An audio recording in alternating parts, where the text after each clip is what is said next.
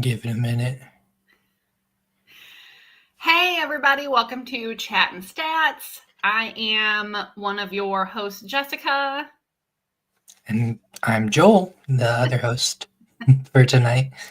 Richie's not here, he's a little bit under the weather. But tonight we have on Haylock Jobson. Yeah, A hello. long We just had discussion about the last name. we did. We got into regional dialects of Jobson versus Jobson. So Haylock is the author of Heretical Fishing. Haylock, tell us a little bit about the book. Just realizing that I should have prepared for this because I always butcher how to describe my own book. How do I describe it? I don't know. It's like picture someone like drawing a line between cozy and engaging, and then like lighting it on fire and like leaping back and forth, trying to balance like a stack of plates. That's the best, like the most literal example of it, I suppose. It basically just follows the main character as he is isekai, makes a bunch of animal pals who are sapient, of course, because why not? Yeah, that's about it. Someone else could describe it better, but that's all I got today. Joel, you want to give it a shot? I mean, it is an isekai with cultivation type world where the main character just wants to fish. He just wants to be a fisherman. And yeah, it's cozy fantasy. It's a extremely interesting read with amazing fight scenes and whatnot. That I guess that's what he means when he's talking about engaging and cozy fantasy. Well, thank you. It is a little on the cozy side. For sure. And I might, like, if you're available for hire to describe my stuff for me going forward, I'll have my people be in touch with your people. Maybe we can organize something. Yeah, I am. Full disclosure, I'm only part of the way through book one. I'm probably like halfway through, and I've really liked it. I mean, you've got your main character who is like a bigwig in a huge corporation. Some stuff goes wrong. He gets isekai'd, and yeah, all he wants to do is just live a simple life and fish, and he makes friends with a bunch of animals. Yeah, no, and the people in the town, exactly. and the people in the town. Yeah, so, definitely. Yeah. Why fishing? I mean, I first thought of the idea when I was fishing and listening to audiobooks. They go hand in. I have like turbo ADHD, so doing one thing at a time ain't it. But even like doing that, I've always found fishing to be like a very meditative thing. Even before like getting into meditation and really understanding what it was, I was like meditating by accident, by fishing, and like only focusing on, you know, the feeling of, you know, sand beneath your feet and small waves and the line, which is, you know, which are why they're the elements I use a lot to ground scenes. But yeah, I don't know. I thought like for the longest time I was like, oh, this would be funny to write. Like it wouldn't work. And then I was like, pause. But what if it did? And like as it sort of wound out, I didn't expect it to blow up the way it did. I thought it might find like some core readers. I was definitely maybe I wouldn't have written it if someone else had written about fishing and I could have indulged. I was just like, oh, you know, I want to read this story. It doesn't exist, so that was about it. And I thought like fishing is definitely it can remain a cozy activity while still being engaging. I think there's so much room. Like there's so many things that I won't mention because I don't want to spoil, but there's a lot of stuff that there's still room to explore and like novel ideas that I think can still engage readers without it just being like, oh, you know, another fish. Yeah. So, I mean, the first book came out like in March, I think, of this year, and you're already at book 4. Book 3 is out. So then I guess book 4 is up for pre-order. Yes, it's up for pre-order. I'm delivering the manuscript in mid-January, which I'm definitely going to do and not going to miss my deadline, as I so often do. Jokes aside, I will be. I'm well on track. But yeah, I think it's always such a weird thing. The deliveries. I think it's so easy to compare yourself to people that write faster and be like, oh my god, like I'm going so slow, I'm so unproductive.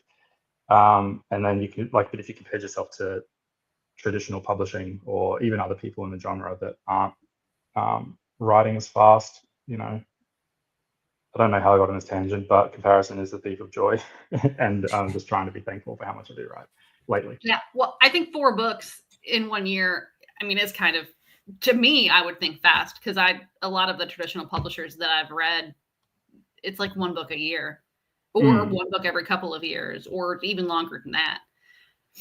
Do you have like a plan for where you want the story to go, or are you just kind of flying and being a panther? It's sort of it's definitely a mix of the two. At the start, it was sheer pantser. I was, it might be like the purest form of when it was being written, because I didn't have deadlines. I didn't care. I was just like, writing away on the keyboard, having a good time. Not that I'm not having a good time now, but there's definitely much more to consider. And I always knew from the beginning some ends that have remained the same. As in, there's a few different stepping off points for the story. I don't believe I'll be stepping off from the story. For example, like if I had lost interest in it, or if the series had like completely tanked, because as much as we don't want to talk about it, viability, like market viability, doesn't matter to an extent. So there could have been a stepping off point at the end of book 3, where it was just like, that was always the main arc I pictured, or the first stepping off point rather. And I mean, I've plotted out a lot now, about 10 books, I think. Nice. And when I say plotted, I mean very loosely. Like if an actual plotter would look at my notes and be like, are you mentally ill? The answer, which I would say yes, first of all, but also I understand. It's like, who isn't to some extent? Right? Yeah, it's a spectrum, as much as that word might be overused. I would argue that the best ones always are. So. Mm-hmm. Definitely, I could get into a massive tangent on that, but that's like, I've been very, my like character arc has been like, decades of like loathing how different my brain is, and then all of a sudden it becomes the thing that like lets you write books full time, which is amazing. So yeah, there's definitely something to be said about not hating yourself for being different. So being a cozier series, I know like a lot of lit RPG books, it's very like there are consequences and the world is very dangerous and people just die like crazy. What is it like writing the characters in a cozier setting? I know, at least for where I'm at in book 1, no one has died. There's not really any fear of major life consequences. Yeah. So what is it like? I think it's not too different, really. I mean, you have to be much more careful and wary. There's been a few points where I've maybe stepped a little bit too far off the path, particularly when I was writing book 1, when I was just kind of like throwing everything at the wall. As an example, I won't say who because it's a spoiler, but there was a character that died pretty early on in book 1. Well, at the time, they weren't even a character. They were iced. That was it. And people on Royal Road at the time were like immediately personifying them and like lamenting their death. Is this one of the animals? Yes, it is. Okay, no, I'm past that part, and I didn't even really. Yeah. That character played such a small part in the story so far that I didn't even that didn't even register with me. Yeah, you for sure know who I'm talking about. Yeah, but I was like, oh, okay. Yeah, that was like, it was used as a method of punishment by one of the, more protective. By Sergeant Steps. Yes, absolutely. Yeah. So, I mean, I guess maybe that was a learning point, for sure. There is, in the series, there is deaths. I think it's how you handle them is very important for anyone like wanting to write cozy. You can for sure have deaths. They need to be justified. We're not in the business of shock horror deaths. Like, oh my god, like why did that happen? Mm-hmm. You need to let people know it's coming. You need to show that it's coming. I don't think they can be redeemable people. There needs to be like a justified reason for their lack of continued existence in the universe. And for sure, like you can do that by like showing them just being evil, first of all, but you need to present the character with ways off the path. They need to be like directly presented. They need to have agency. They need to be able to say like, no, actually, I want to be nice. You can't shoehorn someone, make them insane, and then kill them off. Like that doesn't feel fair. And I think that would ruin the cozy vibe for some people. I mean, not that, I haven't ruined the cozy vibe in my jumping back and forth over that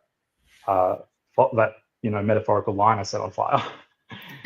Some people have jumped off the ride. I've gotten messages saying like, "Hey, this is no longer cozy," which I don't want to invalidate their feelings. They're valid, but I would just say that our definition of cozy differs. I was gonna say, from my experience reading the series, because I think I'm up to like book 3. I finished book 3, and I definitely would like, at least from what I'm used to reading, would say that it seems there's a lot less as far as like whenever I'm expecting a character to like kick it, that there's not they don't like a character will give them like the opportunity to be like, oh, let me show you what it's like to like go fishing, or like be a good guy, or yeah. Definitely, it's the redemption arc, which I think is a big part of my writing. And it's something I don't know. It's one of those things. It's like, did I lean into them so hard because I'm writing cozy, or do I just like redemption arcs? And it just sort of worked out that I was writing cozy stories, so I was able to put a bunch of them in. But for anyone getting too comfortable, not everyone is redeemed. So there's still that threat of, no, this person's going to make bad choices, and they're gonna suffer from the choices they made with full agency. So, who is your favorite character that you've written in this series, and why is it Sergeant Snips? Yeah, I answered this recently, and it's such a cop-out answer, but it's truly all of them. I love.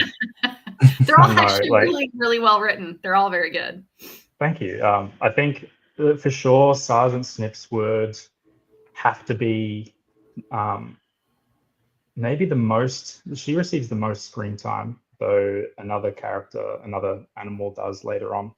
I have a lot of fun when I never wanted. So I love the idea of like the massive found family, right? But I never wanted them all to be constantly just praising Fisher, the main character. Like they for sure they start off initially like, oh, my savior, but then they're their own characters. They want to do their own things. They're not just subordinates. And I bring that up to say that basically they exist in tiny little cohorts together, like little groups form within, and I really enjoy exploring each scene with those characters there. Like you can have, a scene with character 1, 2, 3, and they interact this way, and you have a scene with character 1, 2, and 7, and like the dynamic is completely different. So I truly love whatever scene I'm writing, which is why it's a cop-out answer. Yeah, I like them all. Even some characters that people hate initially, I love writing them because I know where the story is going. I know they're gonna love them eventually, or her eventually. Yeah, so all of them. Yeah. I feel like my main character changes depending on who was introduced last. Like, I start from the beginning. I was like, yeah, definitely has to be Snips. And then as you introduce more characters, I'm like, oh no, this is best. And say Borks. Borks is best boy. Yeah. Pet them all, like the seals in there now, and yeah. We've got there's a lot to love. I will say I think one is Fish's favorite, but I'm not gonna reveal that. I mean, right now I think it's Snips, but that's because that's his main animal friend right now. Definitely where you're at. It's for sure Sergeant Snips. Yeah, I mean she's the best girl. You can't love her. Where do you get all of these one-liners from? This book is full of like just hilarious one-liners. I thought they were so funny that I started writing them down. Like Beach Bum Grim Reaper. Yeah. I mean, we're live on YouTube, so I don't know if I can. You might not be able to hit the rest. That's perfect. I'll answer straight away and save you from having to elaborate. Aphrodite's tumultuous loins. Yeah. Honestly, so funny. I have no idea. Whether I'm just lost in the source of creativity and having a good time. This like harkens back to neurodivergence possibly being like a superpower at times. I have big ADHD, and I haven't been diagnosed with autism, but if I was, I don't think anyone would be surprised, basically. But yeah, it sort of gives you I can't tell you how many hours. I probably spent like thousands of hours in my life just like in the shower imagining one-liners of like past interactions. Like someone says something shitty and my brain just goes like, oh, what a terrible person, like this sucks, let's leave. And then later I'm like, I could have said this and like this. So it's like maybe a life spent coping in the shower gave me the ability to invent one-liners like that. Or maybe it's just always been me. I don't know. I love I think Travis Deverell, Shirtaloon, is also a master of the one-liners. Matt Dinnerman, master of the one-liners. Will White, master of the one-liners. I'm not saying to compare myself to these people, but as in like I'm not saying we're on the same level, but these are the sort of fictions that I really read slowly and intently because I love the writing and it's in the genre that I really enjoy and can get really stuck into. So maybe I absorbed a bit from them. I think that's sort of a lot of creativity comes from emulation, whether we know it or not. So definitely could have been that as well. Yeah, they're hilarious. Well, as huge fans of the genre, it is great to just fanboy about him. So. Yeah, definitely. Sometimes it's okay to fanboy. Oh, yeah. Absolutely. All three of those people I've had the pleasure of meeting, and all three of my first interactions. I'm not sure if their perception is the same, but I just froze up, like complete. Like the blurb of Heretical Fishing 1 now, like on the cover is like Matt Dinnerman saying it was the best book he read this year, and like that was the first thing he ever said to me. Like I was at Dragon Con this year, and I was like, I saw him across the room, and I was like, oh shit, like we've interacted a little bit online, but now I'm feeling really fucking nervous. And for me, that's weird. Like I wouldn't say I'm socially awkward. I think I'm awkwardly social. Like I'll go into an interaction and there's a good chance I'm going to mess it up, but I'm going to be confident. Like I don't care, it's like whatever. We're all humans. You'll confidently mess it up. Yes, I will confidently make a fool of myself and not worry about it at all. Like, but with him or with them rather, I was just like, oh my God, like this is so intimidating. But yeah, he's just like, oh, it was, he just said that straight away. And I'm just like, I think I can't remember what I did. It's like a fever dream. I turned to the office side and he said like, did he just fucking say that? Like in full, like, shout whisper. But yeah, I mean, now I'm very comfortable with Matt. He's a lovely person, just a human, despite how good of a writer he is. Yeah, he's okay. Listen, we can say our true feelings after this podcast. But for now, I'll say he's lovely. I had the same experience as Shirtaloon and Will White. Will White, like Shirtaloon, also said he liked my writing. It's like, okay, that's nice. Thank you so much. Thank you. Will White didn't even say he liked my writing. He said like, I've heard your writing's lovely from everyone. And even that had the same effect. Like, which don't get me wrong, I'm not saying he should have read it. Like, we all have finite time on this earth. But him saying that, I just said like, look, I don't know how to respond to that because you're real right. But thank you. I think. Yeah, I know everyone in this genre is just really welcoming and.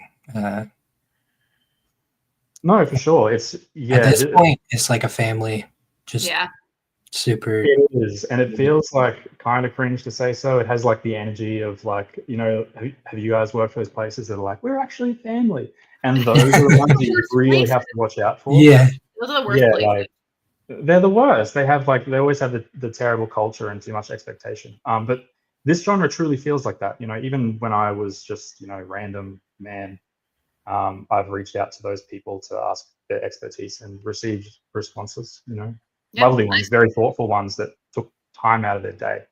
Yeah, I started off as just random person who had read Matt's books, and then like this last Dragon Con, as I've gotten to like meet everyone and get to know everyone, and then I'm out until like 3 o'clock in the morning doing karaoke. And like, everyone is so nice and so welcoming, and it really is just like a big group of friends that have known each other for years. Yeah, truly, it's amazing. It's what like every author community says they are, but we actually are. You know, I don't know. Maybe that's just my perception, but the more time I spend around like massive groups of writers, I'm like, there's a weird dynamic here. But our little corner is extremely wholesome. Yeah, and better stay that way. Speaking of wholesome, I find it incredibly wholesome with how the main character reacts with the people in the town. And like slowly and steadily like wins them over. He's like, I just want to be a fisherman, but they just, at first, it's heretical. And he slowly wins them over by being just like a super nice guy. Yeah, he finds ways for the things that he wants to also benefit the people in the town, like the coffee. Yeah, definitely. It's sort of that it's that radical kindness, which I definitely try and emulate, but I'm still human, so sometimes people get under your nerves. But yeah, I think, you know, Fisher is very much, a lot of people that don't like the series, which is totally valid. They'll say, you know, like he's annoying, he's like way too cheery, way too optimistic, way too like kind to his partner, which is very funny to me. Saying he's like, you know, he's a simp. Just like, you know, I don't know, I enjoy that. It gives me a giggle. Not that, you know, they're wrong, everyone's entitled to their opinion, but that's sort of, Fisher is like sort of the character that I try and emulate. The person, you know, the best version of the person that I'd want to be, I suppose, where, you know, no matter what someone says, you know, separating your ego from their opinion of you and just, you know, choosing kindness anyway. Yeah, so I mean, what you're saying is it's a self-insert. To an extent, for sure, yeah, absolutely. Yeah. Not that I am that kind. I'd be nice too. I'd be super upbeat. Yeah, definitely. If that was an accident, that one, I definitely did. You know, especially with his like, you know, his arc in book 1, I think, and all the way through his main arc, for sure, could be identified as a self-insert. Not that I see himself as me, especially when I heard Heath Miller's narration at first, his intonation was so much like mine that I was like, ugh. Yeah, absolutely. Don't get me wrong. I'm not saying the actual narration is bad, just that his, you know, hearing him as an actual Australian, because in my mind he didn't sound like me for some reason, and then hearing him sound like me, I was like, oh, like this is a bit weird. I've never really met him in person to hear what he like normally sounds like. Now I'm interested, but I've heard him do like lives on TikTok and stuff where he's just regularly talking, and I mean he just sounds. I mean, he's got an Australian accent. He does, but he's carved out all the terrible habits we have, which I guess you have to, you know, like we have he does such a good job. I mean, he really like knocks it out of the park with this book. Oh, I like, there's literally no one on earth that could have done a better job. I truly believe that. Did you pick him to be the narrator, or did it just kind of work out that way? No, that was well, one of the reasons, but possibly the biggest reason for going with Podium. I'm very conscious that I think it might be my writing style, which I don't know what that says about me, but I think it's better in audio format. I think I could, that's a whole tangent. Anyway, I think it's better in audio format just because of the way I structure my prose. It's the way I like writing, but when you're physically reading it, sometimes the sentences can seem to be leading in different directions, and then it's not, which is, just my style, I suppose. But when it's being read to you, the intonation of the narrator tells you where the sentence is going. So it makes for a more seamless experience. So I was very conscious I needed a good narrator. I was conscious I needed an Australian one, and to that end, it had to be. And that was one of the biggest reasons for going with Podium, which was, I think, where that sentence started and how I got back to it eventually. Yeah, that was one of the biggest reasons for going Podium. They were like, yeah, we can get Heath. And I was like, hey, sign me up. When I found out, when I first heard of heretical fishing, like maybe 6 months ago, and I was like, ooh, it's Heath. I'm like, I'm gonna have to listen to it because I like, he's one of my top, I don't know, 3 or 4 favorite narrators. So it's like, yeah, for sure. I mean, to it. Yeah, so we're so lucky to have some amazing narrators in the genre. People like Heath Miller, Jonathan McLean, Travis Baldry, Andrea. It's to me, they do the job of like 3 people. They have the acting chops. But the biggest thing, I think, and to be clear, this isn't my fault. Someone smarter than me pointed it out, and I went, "Oh yes, absolutely." The biggest thing for them is that they self-direct. Like, they improve the story with their like the skills they've earned by emphasizing certain parts, which seems like, on paper that could be a small thing, but it's massive. It's the difference between, it's the reason why it's so engaging. It's the reason why when someone hits the one-liner at the end of a chapter, it's like, you get those tingles. It actually, they're amazingly talented. They make me actually laugh out loud, and then sometimes made me sob like I'm a little girl. Yeah, absolutely. It's just calling them narrators doesn't feel like it's enough. Like, no, I agree. More than just narrating. Like, it's definitely voice acting. Definitely, yeah, it absolutely is, and like more than voice acting too, because they're doing that like directing job. They're truly like they're worth every penny, and honestly, I could argue they're worth more.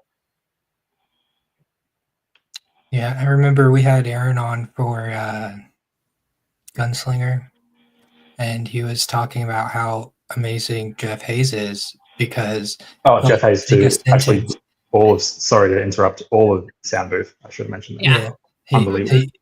He'll take a sentence and it can be something simple like, "Oh, okay," and he'll put like an intonation into it that's like he's like sad, like longing, and it'll be like, "Oh, okay." And it just gives so much more like energy and passion into like the writing. It feels to me like it adds clarity as well. A lot of the time you can sort of lose the clarity of a scene, especially with my writing style, where I don't hold the reader's hand a lot. A lot of the time we can jump into a new scene. A lot of the time, like especially in book 1, we had like a little head hoppy section, which some people loved. I suspect those are the people that have sort of grown up with like typical fantasy, so they're used to it a little bit. But some people like hate it. It was super jarring. And I think, having that narrate, again, valid, it can be jarring. But having a narrator that sort of adds the emphasis, it immediately grounds you in the new scene, or does a way better job of it than when it's text, because it's hard to get where the author was coming from sometimes. But he got it every single time. Like every single sentence he's read the way I intended it. Like, he interprets it wonderfully. Yeah. So Joel, I know you are big on like mechanics and systems. What is your favorite part of the mechanics and the systems? Well, see, that's kind of a hard one to answer without giving away too much spoilers, because in the beginning of the series, there's a lot of insufficient energy to like insufficient power, give you information. therefore the Yeah, system's and offline. it got to the point where he was like canceling or like not showing the notifications. But I will say, as the series goes on, it almost seems like the system is becoming its own character. Where I'm at, it definitely reveals a lot more interesting mechanics and how it works, and it has once, which is interesting. Yeah, I think there's a lot of different mechanics that it adds. See, I can't really get into it because I kind of just want to focus on book one just so I don't give away too much. But no, I will say there are a lot of mechanics that are added later on that really fleshes out the system. Yeah, sort of made it hard for you with the way I wrote it to talk about without spoiling. I love like breadcrumbing and like slow reveals, and yeah, treating, like as you said, truly treating the character as a treating the system as a character on its own that sort of has a progression as the story goes on. Not that they are personified, to be clear, like a dungeon AI right now. Just that it's sort of expanding constantly. And that's a big focus for me currently, writing book 4, deciding where we're taking it. That's still something I'm hearing about. But yeah, really, it's honestly super interesting just to see where the system's going. How it's, as the world is getting flooded with more and more energy, like I'm like, what else are we gonna see? Like, yeah, for sure. And it's one of those, that was like one of the core tenets, I suppose, of the story. There's a few things that have like stuck around and like been there right from the beginning. And it having the broken system was such a fun trope subversion to me.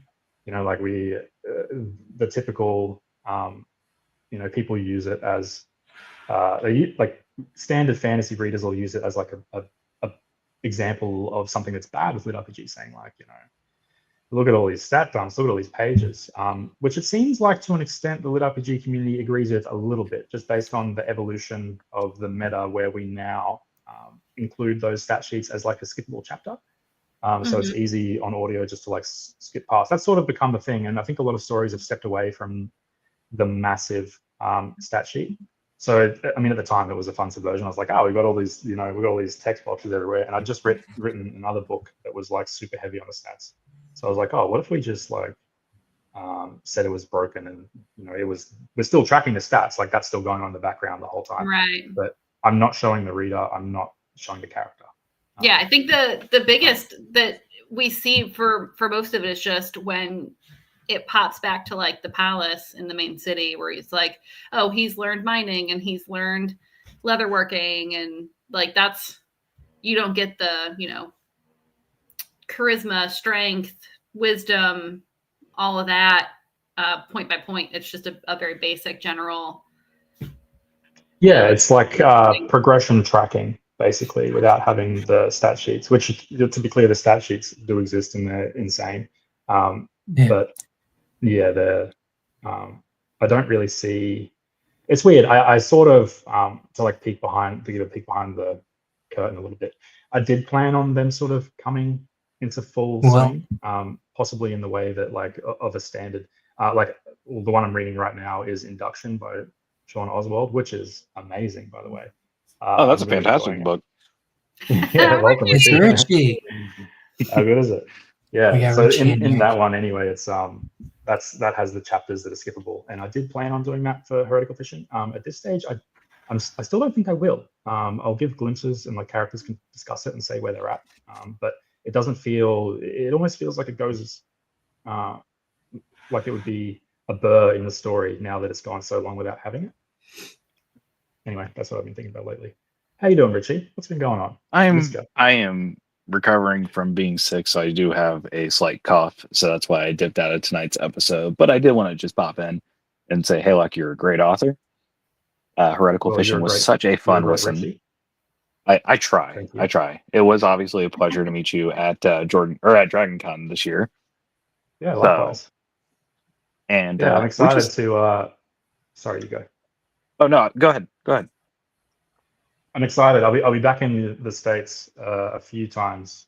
I think 4 times this next year, which just sucks for my traveling. Words, they fail me. Which sucks for me having to travel so much. But I'm very excited to see all you guys again. I'm sure we'll cross paths. Don't consider it traveling. Consider it an expedition. Yeah, that's how I do sell it to myself. There you go. Still, if I can get my manuscript in on time, I'm planning on going to Florida with some other authors for a little writing thing for a couple of weeks in January. So if I get that in on time, I'll be doing it very soon, and I'm definitely looking at it as an adventure, a chance to hang out with my friends rather than having to travel 24 hours twice. Because that's a long trip from where you're at to the States. So, yeah, especially East Coast. East Coast sucks for me. How long of a flight is that? It's generally like a couple flights. Post-COVID, it's flying out of Queensland where I live just sucks. It's usually like having to fly to a different state and then going, or it's going from Brisbane direct to LA and then to whatever thing. But it's usually about like 24 hours travel. I thought 5-hour flights were long. It's one of those things that like context is everything. Like I used to, I only ever flew really interstate before, and I was always like, oh, these 3-hour flights, like this sucks. And then like now 3-hour flights to me are just like, oh, this is lovely. Like I had just enough time in the air to get some writing done, and then we're descending. You know? When I was living in Colorado, I would have to drive almost everywhere just because of where I had moved to. Was 3.5 hours away from like where my parents lived, and they would want me to come up all the time. So I'd be driving 3.5 hours up there, and then it'd be another 3.5 hours back. I was pretty much just living in my car at that point with how much driving and everything I was having to do, and doing Lyft and Uber on the side. So I was in my car for almost probably 12, 16 hours a day, depending on work and everything. Do you find that made your driving now less tolerable, or like now is an hour trip like, oh, this is nothing? Now like an hour trip is nothing, especially when I have the audiobooks playing in my car, because if it's me and like Joel in the car, since Joel and I are best friends, we live in the same state. If I'm either driving up to see him, or if he's down here and we're going somewhere else or whatever, we always have an audiobook playing. Or when you guys come visit me in Lexington. Yeah, or when we're gonna make a day trip down to visit Jess, because I have books for her that I've been holding off on sending because I know she's moving and I don't trust our mail system. Valid. Like it's audiobooks in the car. Like last year for DragonCon 2023, almost the entire way down to DragonCon, we were listening to Dungeon Crawler Carl. We did play some music here and there, but it was mainly just Dungeon Crawler Carl in the car. Yeah. So I've made several trips back and forth from Georgia to Missouri, and that's like an 8 to 10 hour drive depending on where you're headed to or coming from in each state. And so like my last job was a 1-hour commute one way, so I was spending 2 hours a day in the car, and I was like, this isn't, it's whatever. Yeah, you get used to it. So that's the one good thing about the long. Yeah, that's one good thing about the long flights. They desensitize you to the rest.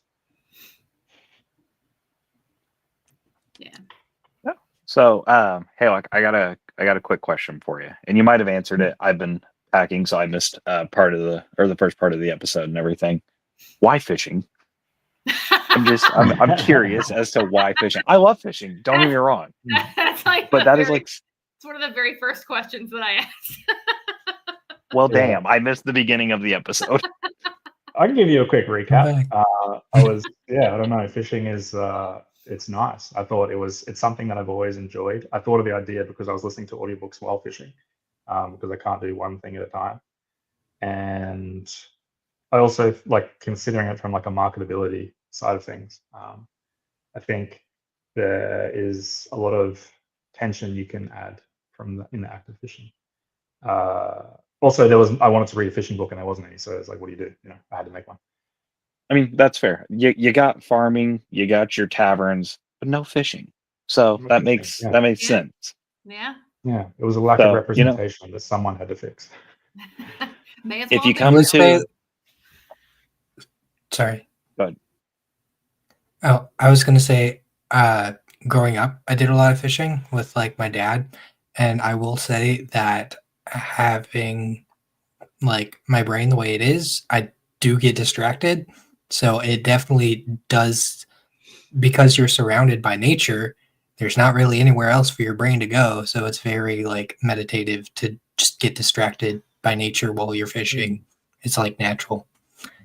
No, yeah, I agree completely. My brain's the same, unfortunately, where like if I have the option to distract myself, the immediate inclination is to do so. So going fishing and like doing something where you need to use both hands. I mean, like now I have audiobooks, which I try not to use all the time, but for sure most of the time I'm not exactly present, I suppose. But like every time I'm in nature and I'm interacting with nature, I'm having the best time. Yet it's so hard to like drag yourself out to do it because my brain's like, what if we just like ate a cookie or watched a show or listened to something or like literally anything else. So it's almost like fighting your nature. But fishing is like, it sort of forces you to, it's an activity that forces you to be present. Yeah. All right. Well, I know for Lit RPG Con, with it being in Denver, I'll be going back to Colorado for this convention. So I think, Joel, we might have to fly out like a few days early before the con and go up to the mountains, get a little fishing in. Yeah, well, I mean, send me the details. I'll see you there. Yeah. Oh, we will. I mean, heck, you can. Scott's fishing trip. Yeah. I already told like Rachel and Jack that I wanted to take them up into the mountains where the first town I lived in, because I had a mountain path that had 12 switchback turns going up, which is insane. And we were in one of the highest altitudes in Colorado at that point.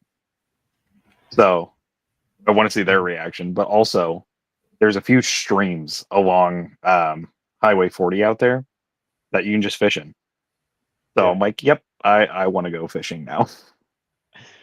Yeah, I will say sorry. No, you go. You're right.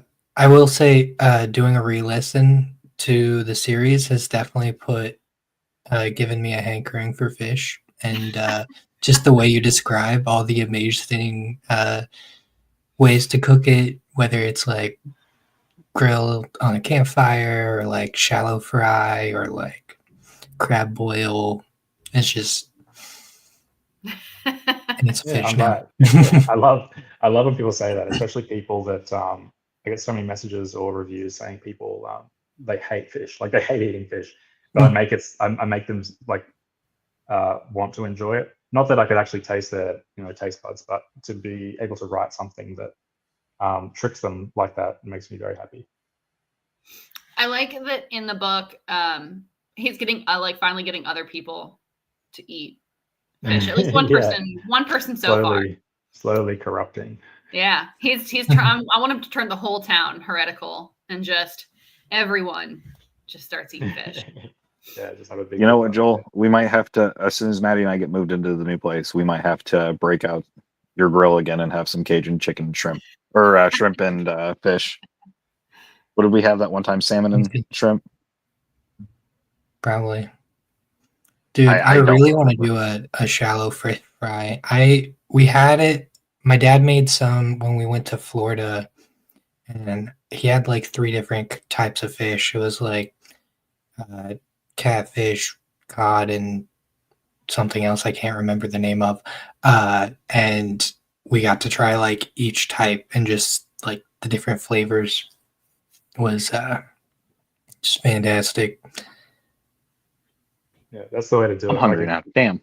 Yeah, that's the way I love to eat. Maybe it's like a neurodivergent thing, but like having a bunch of different flavors for me is like amazing. Flavors and textures, all of which are good.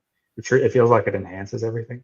So I guess I sort of write it from that perspective when I'm including different dishes. I think maybe my genuine enjoyment comes through. I don't know. It seems to work. for some readers anyway. Are you a big seafood eater? Yeah, for sure. I mean, I've showed you guys before, but I can show again. I don't actually live in this apartment. I'm going to need to give the context for that. But that is I live in this building, and that is the ocean, the white bit. Maybe you can't see it. It's a bit of a but glare, but I'm like I can 75 imagine meters what it off looks the like. coast. Yeah, it's super overcast. But yeah, the backstory for why I'm in this apartment that isn't mine is that my neighbor, where I live downstairs, is pulling his kitchen apart. So it's just like bang, bang, bang. And I organized with the building manager. I was like, is there any empty rooms? Because they like do holiday rentals as well. I was like, is there any empty rooms? She's like, the penthouse. And I was like, yeah. Hey! So I'm currently parked up in someone else's apartment. So what is your favorite? The point is ocean right there. What is your favorite fish to eat? Coral trout. Easy answer. Yeah, we're super lucky. You actually don't get much good coral trout where I am on the Gold Coast. They're like a tropical fish. So North Queensland, which is maybe like 10 hours drive from here. But I generally do, a lot of holidays up in North Queensland, and if I can catch it or if I could spear it, definitely coral trout, or just buy it, because it's fresh. It's straight from the boat up there. But yeah, it's I think every time I describe like a subtle fish with like a subtle tasting fish with really like supple meat, that I'm just picturing coral trout. I'm a big pumpkin swordfish person. Pumpkin swordfish? Yeah, it's a normal swordfish, but the skin and the meat turns very orange because for whatever reason they will eat a lot of crustaceans. So they're like flamingos? No, I mean it's maybe not ocean? quite that pumpkin. It's not bright orange, but it does have like an orange tint to it. Yeah. They call it pumpkin swordfish. You can't tell from the outside that they're a pumpkin swordfish. They look like a regular swordfish. You don't know until you cut into the fish itself. Yeah, but it's very good. It's a little sweeter than regular swordfish. It's just that's really the bucket list. That's I think I've never had swordfish like once, and from my memory, I remember like they gave me like a huge like slab of it, and the outside was like super salty, but the inside was like super sweet. Yeah, it was just weird how it like changed flavor depending where the meat is. It's a really weird fish. Like I've had it a couple times here. We actually can't. They're hard to get because we can't target them. I think for whatever reason they're hard to target. So they only get caught as a byproduct of the prawn trawlers. And they're not allowed to sell it because then people could just target it and say, "Oh, we caught it in the thing." Yeah, it was an accident. But knowing the prawn trawlers, I get some anyway.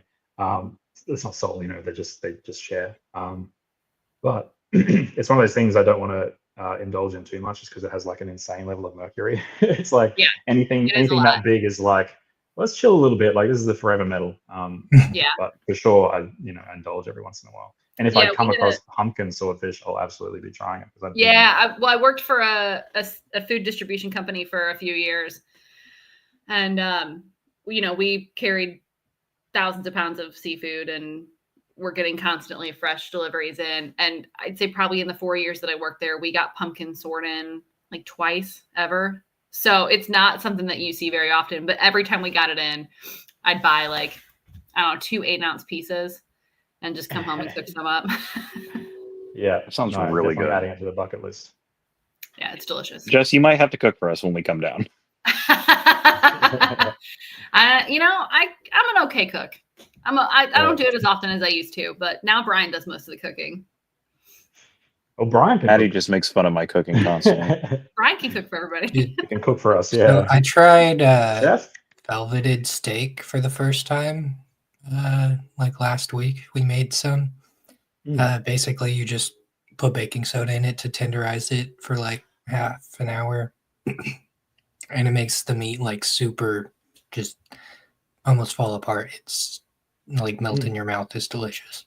Did you cut it thin? Or yeah, we did that. Thick? Huh? Did you cut it thin or like slice it thin or keep the steak? It was thin. We used like a Korean barbecue marinade.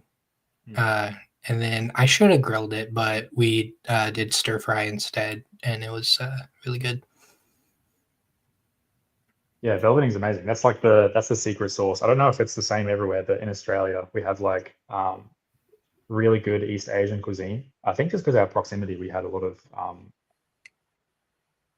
what's the word? Migrants, like a lot of Vietnamese, Chinese, Indonesian, and like they velvet all the food they make in like the Chinese food here. So whenever you get like, you know, chicken or beef from a Chinese restaurant, it was always, when I was growing up, it was always like, how? Like, what are they doing to this food? How is it so tender? And that's, yeah, it's no secret they're velveting it. It's just like for some reason we haven't integrated that into our cooking. Well, I do have to dip because we got to finish the room we're cleaning in currently. But Haylock, yeah, it was good. You're an amazing author. It was nice to meet you at Dragon Con and everything. Wow, I can't even talk properly today apparently. But no, anyone who's listening, please do not sleep on heretical fishing. I slept on it a lot longer than I should have, and I regret that a lot. It's understandable. It's a weird title. It's so good. But it is. It is very good. But and the cover is so later. Right. Bye, Richie. See you, Rich. Yeah, see you, Richie. Take care. Bye, guys. You have heretical fishing. Do you have any other stories in your head that you want to get out? Oh, absolutely. Yeah. There's a couple. I probably won't talk about them here, but the next year you'll probably see something. Nice. I'm angling for, I'm not sure if I've talked about this in public, but I'm angling for a trad series next, like a trad indie hybrid approach. So I've signed with a literary agent, Seth Fishman, who is wonderful, also represents, I just realized it's all the people I mentioned earlier, also represents Will White, Matt Denman, Shodaloon, but also like from the trad space, ML Wang, Becky Chambers, Liu Shixin, who I'm probably butchering that pronunciation, the author of Three Body Problem. So he's got some and like a million more. He represents XKCD. How do you represent XKCD? That's insane. But anyway, the point is a very talented, agent. And I'm writing a novella pretty soon, and also another series that I'll be pitching to Trad, I believe. Nice. Are they more on the cozy side or? Both. Yeah, I mean, I have like inclinations to write some stories that aren't as cozy, but not as much as I have inclinations to write more cozy. I think there's still a lot of room for me to explore the genre, to push different places, to sort of see what I can get away with. Not get away with as in I'm trying to like pull the wool over eyes, but what I can do while still keeping the story. Yeah, well, like I can't help myself. I always want to do something a little different. But there's still like a lot of room for exploration, I think. So I'll just keep writing that for now. Maybe it's what I'll always write. I'm not really sure. But for the coming series stories, they all have a cozy element to them, definitely. So I know you were at Dragon Con, and you're going to be coming over here a few times next year. What conventions over here do you think you might come to? So I'm definitely doing Lit RPG Con and Dragon Con next year. Those are the two I'm absolutely doing. I was actually considering staying between them for like a month and a half. Shodaloon and I were talking about getting a lakeside cabin near Colorado and just like staying there and riding for a month. And him fishing, obviously. Maybe I could corrupt him and get him to do it. But I don't think I will. I just swiped everything away. Way back. I have like a 4.5-year-old, so I think he's a bit too young for me to be disappearing forever. So yeah, I'll be keeping my trips to sort of like a weekish, just enough to get over the jet lag and scoot back. But Lit RPG Con, Dragon Con for sure. Maybe some others, maybe not. Nice. Yeah, I'm really excited for Lit RPG Con, and I do Dragon Con every year. That is like I've had over the last several years 4 or 5 different conventions that I'll go to, and I've just slowly whittled them down to like 2 or 3, and I will never give up Dragon Con. That's like the big one. Yeah, I think I'm immediately the same, but it's so exhausting. I did Author Nation this year, which was in Vegas, but was less exhausting than Atlanta, just because it's not so many people and there's not so many lines. You can sort of just do what you want. Agency is like a big thing for me in my life, and like the second I have to stand in a line for 2 hours, I'm just like getting angry for no reason. I'm like, this sucks, you know. And Atlanta is like a very funny city too. I sort of expected like that standard Southern hospitality, which there was for sure a lot of, but I also met like some of the rudest people I've ever met. Oh yes. Just like radically honest in how much they don't want to interact with you, which was very funny. One of my it might be a core memory for me now, was like leaving the buildings in which all the merch is, and Michael Chatfield, author of a bunch of stuff, he tried to go down the wrong escalator by accident. To be clear, in America, your down escalators are on the right because you drive on the right. In everywhere else, the down, words. Anyway, it's reversed. They're the other way around in America. Everywhere else is normal. So Chatfield just like walked up to the wrong one, went like, oh, whoops. And like, that should have been the end of it. He should have just, been able to go to the proper one and gone down. A cleaner just like abused him. It was amazing. It's like I don't know, she was super invested. She's like, what are you doing? You can't do that. Like, morons, blah, blah, blah, like all in this like Southern accent. It was beautiful. And like Brian Nord and I were just like, oh. Like, you get a lot of people who like will try to run down, or like they'll try to run down the up escalator, or they'll try to run up the down escalator just to be funny. So maybe she thought he was trying to do that. Maybe they thought that. I don't know, but like I don't know. He has a very professional vibe about him. He has posture that belies his status as an author. He stands like a normal person when I'm just like a goblin, ADHD goblin hunched over. He dresses well, so I don't know. He didn't look like the type to be like running down an escalator. But she was very upset that he accidentally approached it. Yeah, they can be very serious. There are some people in Atlanta who are very rude, so mean, so mean. Yeah, the Ubers were insane to me as well. Like, I don't know, I feared for my life a couple times, which was an experience. Yeah, next year I'll be living in Kentucky when Dragon Con comes around. So I'll be driving down, and I'm not gonna have to take an Uber anywhere. I'm just gonna valet my car for the week and that's nice. Take it if I need to go somewhere. Not a big Uber person. Yeah. I'm not either, but it's much harder to get my car to Atlanta. Yeah. A little tough. A little more prohibitive, yeah. Yeah, I'm very excited to go back though. Atlanta's, don't get me wrong, I'm shitting on like a few of the people, but most people are lovely. It's a very fun experience being around so many fans of the stuff that I love. Yeah, and the lines do get way too long. I don't go to any panels anymore just because of how long the lines are. I just hang out and cosplay and people watch and drink. Really, that's pretty much the extent of it now. Yeah, the panels are insane. The line for the merch building is crazy. Yeah. Yes. Yeah. I limit myself to only going into the merch building like once for Dragon Con.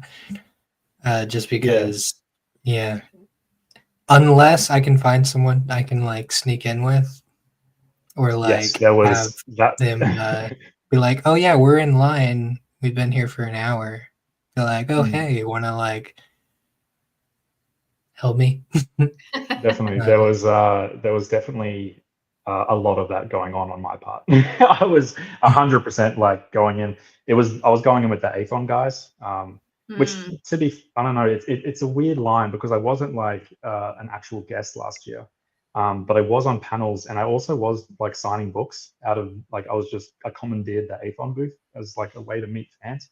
So it's kind of tough to be like, actually, I have to go sign at the stairs because someone's waiting for me to sign a thing, and they're like, "You have a pass?" And I'm like, "Oh no," like, but I promise. So I got away with that a few times via the back entrance. But one of the days it was just like militant dude who was not taking any of it.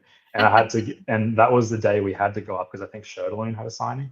So Rhett from Athon had to like actually come down with Come down and get passes. So you. like, Yeah. and not just come down, like he'd have to like take the passes off other people that were up there, which is, it's such a dumb system because you can just pass it to someone else and be like, oh look, here's more. Like he could have brought everyone in that way. But anyway. So that's who I need to get in touch with next time when I don't want to stand in line. Oh yeah, no, I've just put him on blast, so his DMs will be like, people at Dragon Con watching like, Athon. Now I know the trick. Yeah, to be clear, we were doing official business, conducting business. All right, so we're coming up on an hour.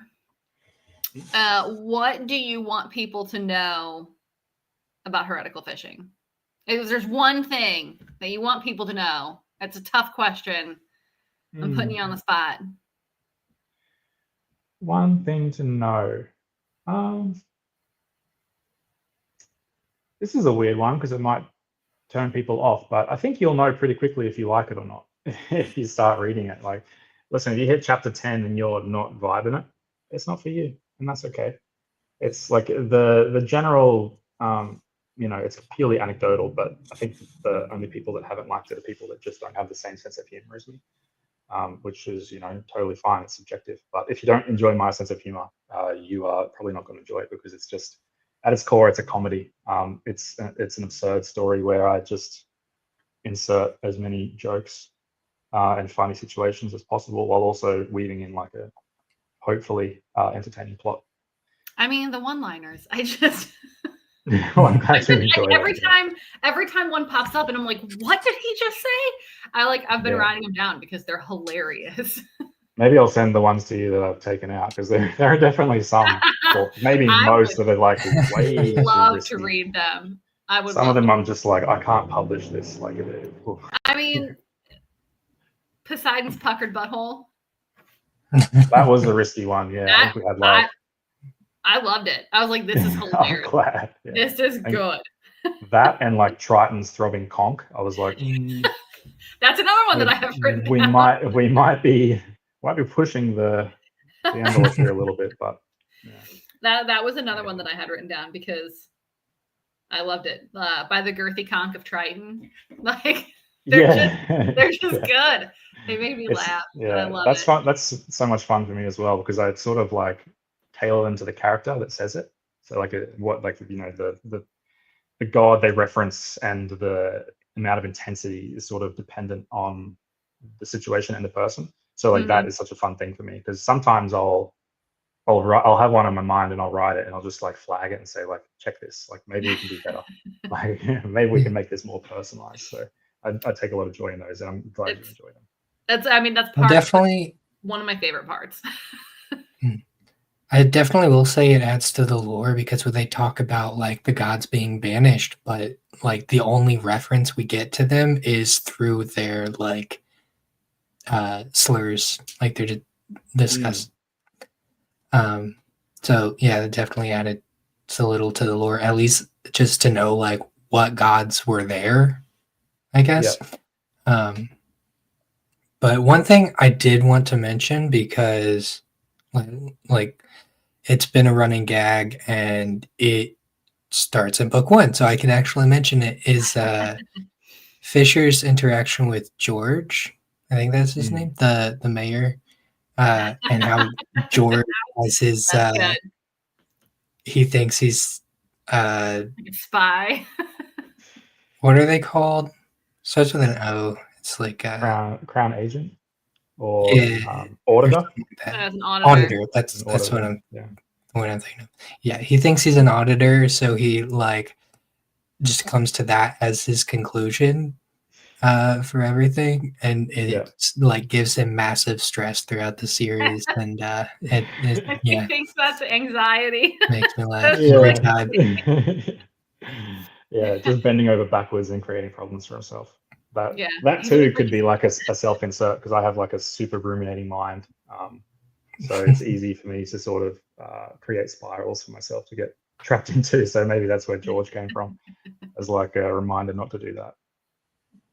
Yeah, but I definitely enjoy like sprinkling in I forget who I said it to, but I said I sort of like I enjoy tricking my readers into learning about mental health.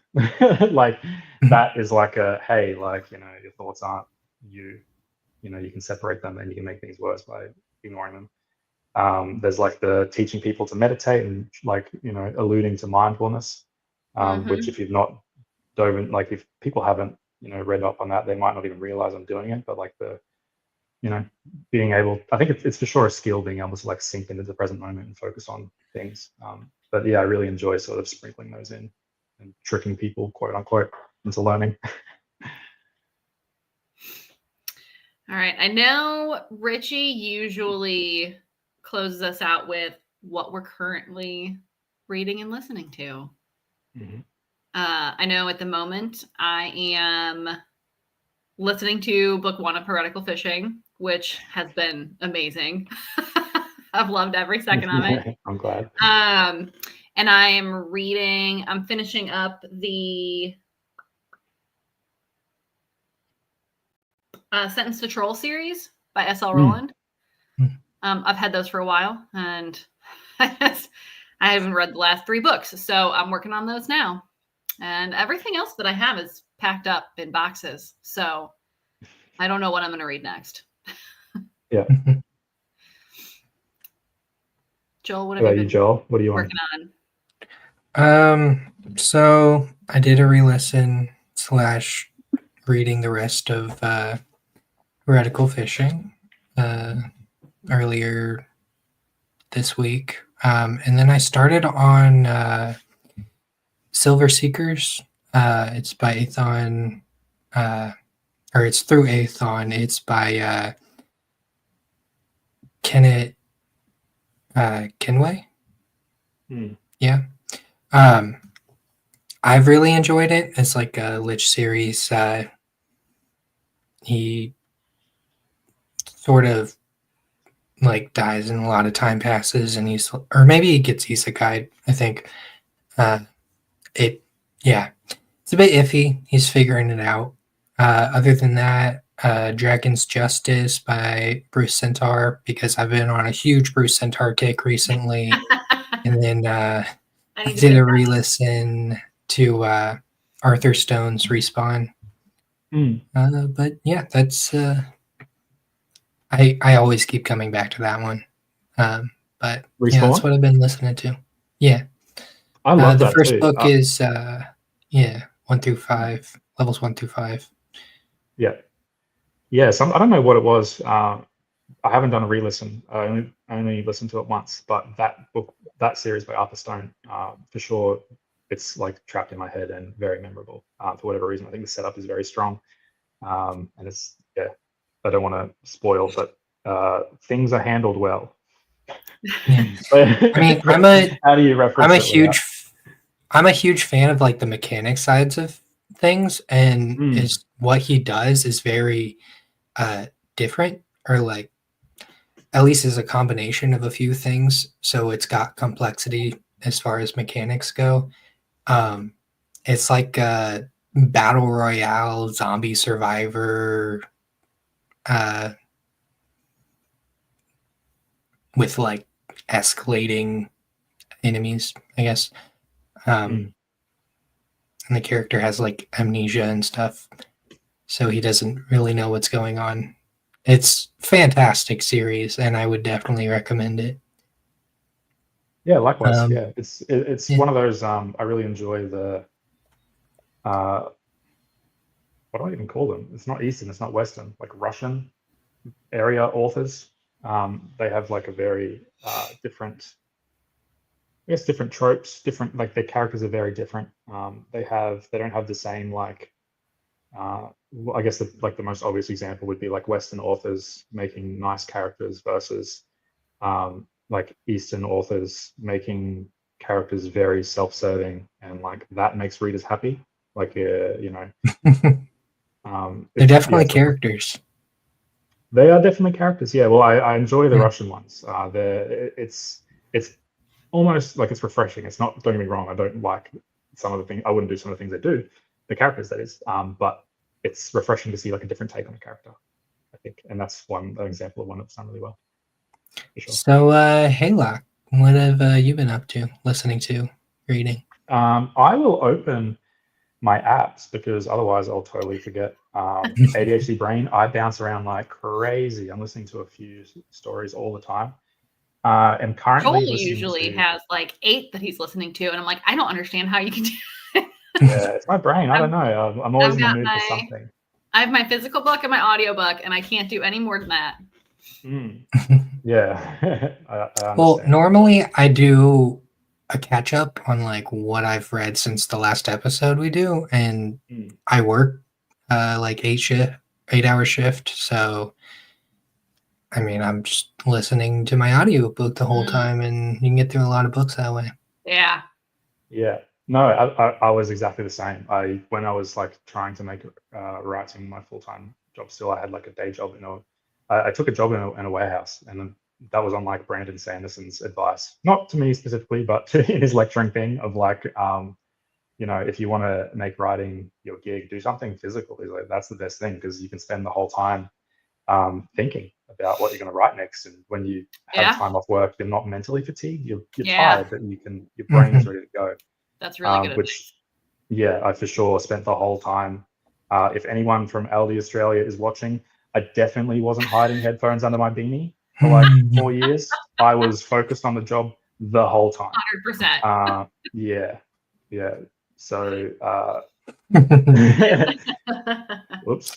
Yeah. I would never. That's no, I wouldn't do that. Yeah, it's one of those things where like the job was so mindless and unenjoyable to me. It's like the worst case scenario, I get caught and fired. Like, what do I care? Like, without the ability to listen to books in between my like planning sessions while doing this menial manual labor job, I would not be here. So, come get me. But they didn't get me. Thankfully.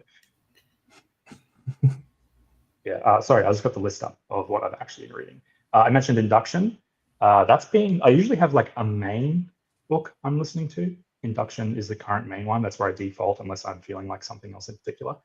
And I'm listening to all these. I'm reading one book at the moment, Blood Over Brighthaven by M.L. Wang, which Seth sent me. It was lovely of him. Lovely. Anyway, I have a physical book I'm reading. I tend to avoid physical books because I find that I adopt the prose of whichever author I'm reading, which is very annoying because I love reading, but I have to sort of be careful when I'm writing a manuscript. And I'm always writing a manuscript. I don't have time off, so a lot of audio. Anyway, that aside, done. Induction, Sean Oswald, wonderful. It's like a bread and butter lit RPG. It's such a fun take on an almost virtual reality MMO. It's like a throwback to the meta like 5 to 10 years ago of like everything being VR. But this is done in a way that is still super engaging. And like when he has, never mind, I won't say that. That's a spoiler. It's good. Yeah, it's wonderful. I'm really enjoying it. I just finished A Wizard's Guide to Defensive Baking by T. Kingfisher. That was very cozy fun. I really enjoyed that. That's sort of like, I like that title. It's great. It's one of the. It's very short too. That's one of the ones that's made me think of the novella I'll be writing soon. I'm listening to The Perfect Run again by Maxine Boyd Harold. Big fan of that series. Yeah, it's everything like. I just caught the end of. I saw a robe disappear in the background. That was a ghost. My house is haunted. I just saw the robe, and it looked like someone. Now I only know it's a robe because you said robe. It looked like someone was stealing a young child. Like, I had a it's a Snuggie. It's one of those like hooded thing, and so I had it on my door. And I guess Brian wanted to close my office door, so. Or you wanted to thief your Snuggie. Yeah. He's doing stuff out there. I guess he doesn't want to make too much noise, so he tried to very sneakily take it down and close the door. I just caught the end of it, and just the end was so confusing. What else have I got going? Monster Hunt NYC by Harmon Cooper. That is done by Sound Booth, and it has a bunch of songs in it. Lovely. I just finished the first book of Cursed Cocktails by S.L. Rowland. Oh, such a good book. I don't know how to say his name. Yeah, Sentence to Troll was like one of the first thing, or maybe it wasn't the first, but it's one of the series I remember from the earlier days of Lit RPG. So Yeah. they hold a special place in my heart.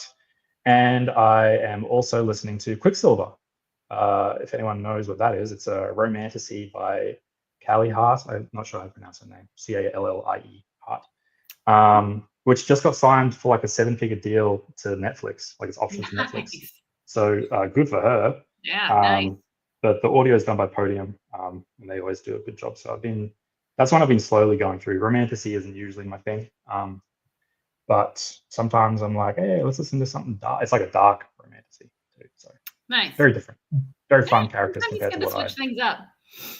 Yeah, I think so. I think my brain especially, but even just creatively, I feel like it's good to just sort of absorb stuff from everywhere, and it for sure gave me ideas that I could take into a cozy thing, even if the story is like not even a little cozy.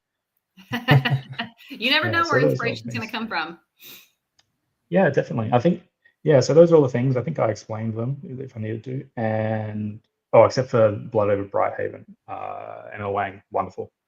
The setup is super fun. It's so, standard fantasy. It's so different to our genre. So if anyone's looking for something fantasy-esque, close to Lit RPG that is like wonderfully written, I can definitely recommend that one. Nice. Joel, do you have anything else to add? Heretical Fishing. Go read it. Don't sleep on it. I will say, whenever I first saw the book, I thought it was like from the perspective of a fish. It is not. No, that's the spin-off series, Heretical Fishing. Yeah. That's the novella you're writing. The multiverse in which the fish catch the humans. Yeah. No, it is not. You have a human protagonist. Yeah. I just pictured is it episode of The Simpsons where the dolphins all like march onto land and take over? I don't know. That's what I'm picturing. But it sounds like The Simpsons, like a horror one, just like the dolphins in line, just like march with guns and stuff, or maybe like coral bats. Yeah. That's a spin-off series I can work on. Yes, definitely check out Heretical Fishing.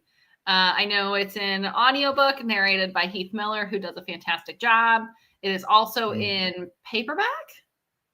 Yep, it's in paperback and ebook, which actually sells more of the paperbacks than I expected, which is neat. That's in our genre. I feel like they're like trophies, right? Well, that's what I do anyway. I collect it if I love a series. Yeah, mine's in boxes, but I will probably end up picking up Heretical Fishing in paperback format. Oh, you would trophy? I do that. So when I find a series that I listen to an audiobook and I absolutely love it, I will also pick it up in physical format. I'm doing that with He Who Fights with Monsters. I did that. I'm doing that with Dungeon Crawler Carl. Yeah. If I want to do that with Wandering In. They're so good that I want to own them in physical format as well. Yeah, I agree. I think I don't know what that is. It's one of them. Yeah. Oh yeah, thank you. That's amazing to me, because that's something I've always done. Like even before, like 15 years ago, when I was reading like A Song of Ice and Fire, was when I first bought physical books, and I was reading it on a Kindle. But I was like, these are so good. I want to pay him again. Yeah. Gotta support. Give me more books. Yeah. I need these trophies. So expect me to have them with me at DragonCon for you to sign. Absolutely. I would love nothing more. All right. I think that's it.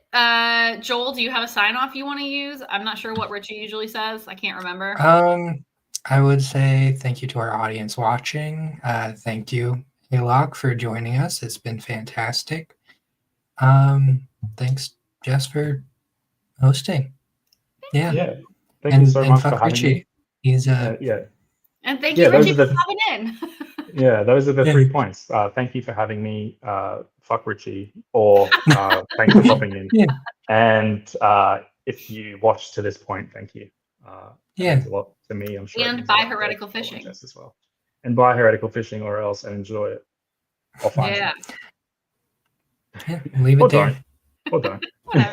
Yeah. Thanks so much, guys. It was lovely chatting. Bye. Bye.